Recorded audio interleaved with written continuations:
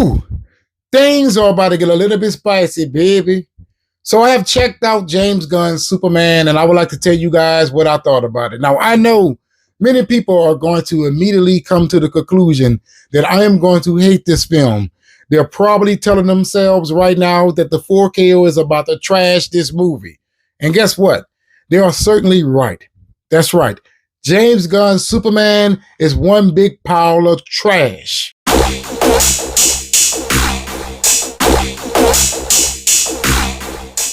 First up, the synopsis.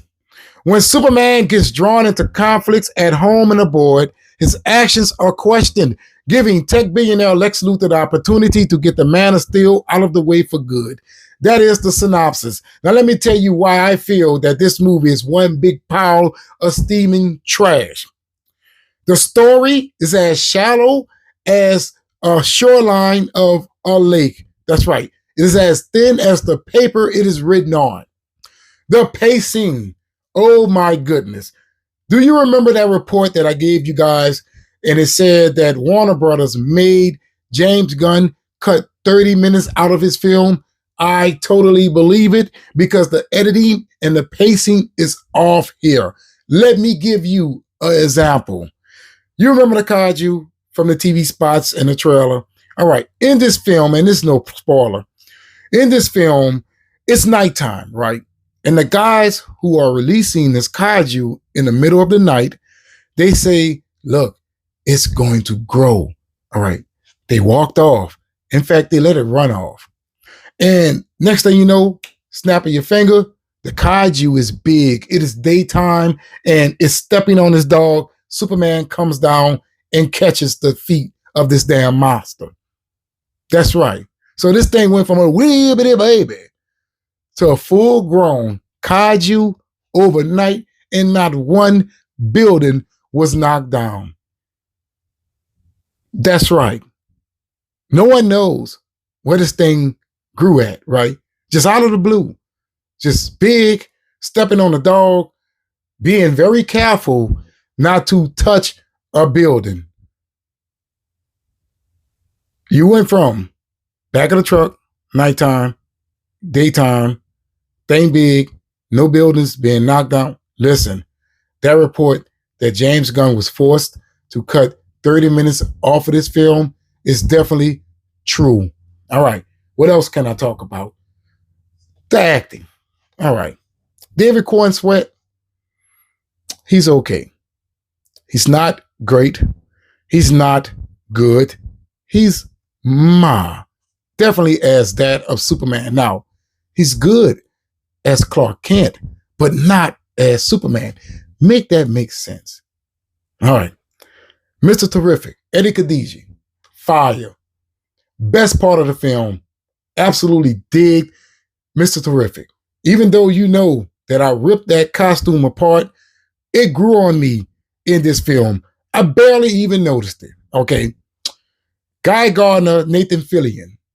Even though I did also rip that apart, he was not bad in the movie. Her girl, Isabella, I don't know her last name. I'm not even going to look it up. Isabella, horrible. Horrible. Lois Lane, definitely horrible. That's right. Perry White, Perry White who? This man has 2 lines of dialogue in the whole goddamn movie. Jimmy Olsen, that is a crime right there because that man cannot act worth a damn, especially as that of Jimmy Olsen. Nicholas Hoult as Lex Luthor, over the top, overacting, and was not convincing. He was not convincing. And not to mention his motivation. What motivation? You don't get to know. You just do not get to know. And speaking of things that we do not know, we don't know anything about this universe. This movie has the nerve to come on with a Star Wars inspired crawl and tell us everything that has happened here. 300 years ago, metahumans was discovered on Earth. 30 years ago, Superman landed on Earth. 3 years ago, Superman revealed himself to the world. 3 months ago, Lex Luthor had a girlfriend and made her get an abortion. 3 days ago. Oh, and by the way, 3 hours ago or 3 minutes ago, Superman has finally lost his first fight. Bam, he lands in the snow. And speaking of that beginning, how's about you go from that beginning directly to a third act opening sequence, right? And then you tear yourself down by slowing down the pace. What the hell did I just watch? The CGI, it is 50-50. I'm going to be honest with you guys. There are some scenes that the CGI looks incredible, right? However, others, not so much. Like that flight scene where he's flying and his arms are stretching out and all that stuff there. The man looking like that of Mr. Fantastic. No, that is ugly. As you know, the same cinematographer for The Flash worked on this movie, and you can tell. You feel what I'm saying here? Now, as far as the middle act, nothing. There's nothing there. The third act, underwhelming. That's right. The execution of this film was totally off. In fact, this movie was as aggravating as a lowercase I in the middle of a sentence. That's right. I'm watching this movie the whole time with a Homelander look on my face because it was visually uninspiring. It was boring, especially throughout the film. When Lois Lane and Clark Kent talks, you want to go to sleep. That's right. You feel like you just took some NyQuil, your bed is calling your name, and your pillow is all nice and fluffy. You feel like you want to lay down. I'm not kidding. There's a lot of this film. There are lots of parts of this film that is incredibly boring, especially to your boy O. I'm sitting there waiting for something to excite me, and I never got it. I'm just waiting. I'm still waiting. When am I going to be blown away by this damn film? Seems like it would never happen, right? I spent my money on this crap, and I feel bad for doing so.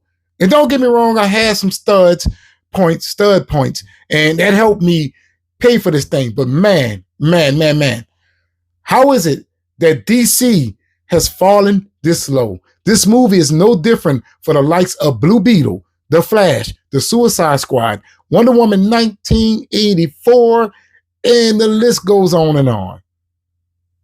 That's right. This is no different. The tone is all over the place.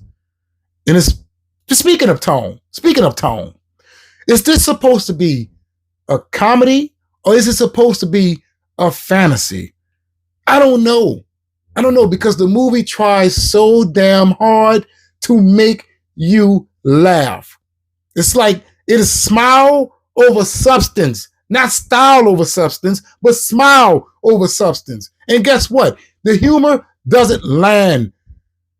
James Gunn, you are down bad for this. If you ask me, you should be locked up at this damn moment. If I was to grade James Gunn's Superman, it would get a 2 out of 10. The only reason why it gets a 2 is because of Mr. Terrific. Now, you guys have heard what I have to say about the film. Now, let me tell you what everybody else is saying about the film. On Rotten Tomatoes, the movie has scored 82% from critics with 331 views, a rating of 4.6 out of 5, and top critics is giving it a 74%. Verified audience is giving it a 94%. Our audience is giving it a 90%. So many people are digging this thing. I guess this is DC for dummies. That's how I feel. If it's dumbed down enough, maybe you will enjoy it. That's how I feel. But get this, overseas, they're not food. That's right. They're not showing up overseas. And you want to know why? Because they are trying to avoid this disaster of a film. And good for them. Unfortunately, here in the domestic market, we're just going to continue to be fools. I'm your boy. Hopefully you'll watch this video all the way to the end, help your boy out that algorithm. If you're not subscribed, please be sure to do so. trying to reach that big number of 100,000 subs. So I'll be highly appreciative. You will help me cross over that threshold by hitting that subscribe button. Then after you hit that subscribe button, make sure you hit that notification bell, because YouTube absolutely sucks at notifying subscribers that content creators has uploaded videos to the platform. Hitting that notification bell certainly helps. And don't forget to hit that like button to help me out with that algorithm, baby. But if you have seen James Gunn's Superman, let me know, what did you think of the film? Did you like it? Did you love it? Did you hate it? Do you agree with me when I say it's one big pile of steaming trash, or as irritating as a lowercase I in the middle of a sentence? And always remember, laissez la bande roulée. That means let the good times roll. But let me know in the comments below.